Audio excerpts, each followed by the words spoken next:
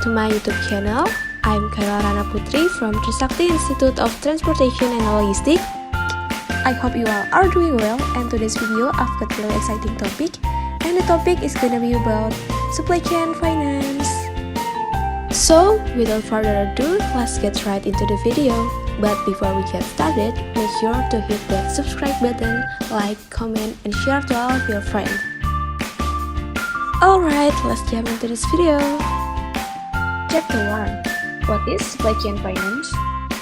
Supply chain finance involves a shared arrangement between exporter and importers engaged in international trade. Financial institutions offer to enable both parties to manage their invoice payment terms, maintain liquidity, and keep money flowing freely through their supply chains. Most supply chain finance arrangements are instigated by importers that are often larger, more established, and have better credit histories than suppliers, which are typically based in emerging countries and markets. Chapter 2. Advantage of supply chain finance.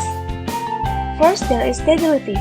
With the early payment of invoice, suppliers are more likely to withstand financial pressure that could limit their ability to deliver quality goods or service on time. Reduced costs. Suppliers have flexible control over their working capital, controlling when and how many their invoice needs to be funded. The buyer can also benefit from extended payment terms to help manage cash flow. Inexpensive credit. Small and medium-sized enterprises are more likely to be refused a loan from a bank or financial institution.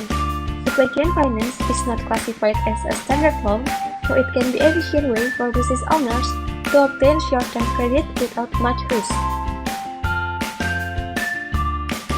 And the last is speed. Supply chain finance is often quicker to arrange than a loan because it depends on a few criteria. Chapter 3. How does the supply chain finance work? In the supply chain finance, there are supplier, buyer, and financial institution.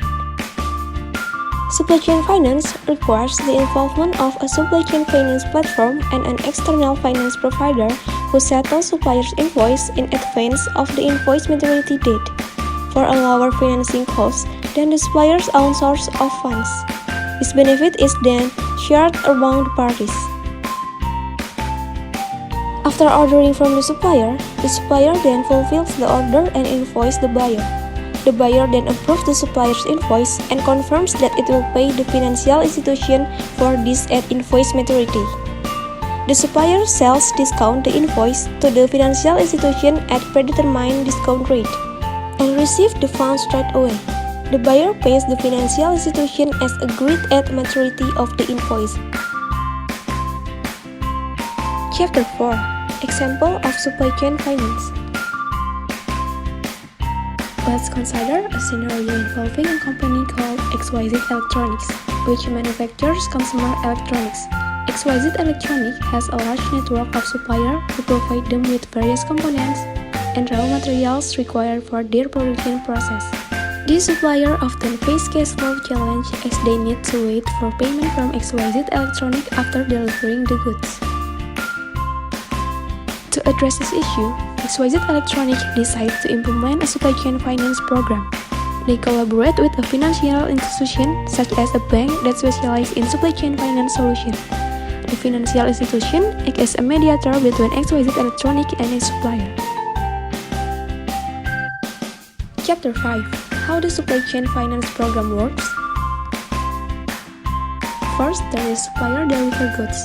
The supplier provides the required components or raw material to XYZ Electronics as per their agreed upon terms and conditions. Step 2 is supplier submits invoice. Once the goods are delivered, the supplier sends an invoice to XYZ Electronics for the payment. Step 3. Supplier opts for early payment. Instead of waiting for XYZ Electronics to make the payment on the agreed upon due date, the supplier can choose to receive early payment from the financial institution. The financial institutions offer early payment option based on the invoice value, usually at a discount rate. Step 4 is financial institution pays supplier. Upon the supplier request for early payment, the financial institution reviews the invoice and approves the transaction. They pay the supplier that agreed upon amount minus the discount or free charge or for the early payment service. Step 5. Financial institution collects payment from XYZ Electronics. On the original due date of the invoice, XYZ Electronics paid the full invoice amount to the financial institution. This payment settles the amount previously advanced to the supplier.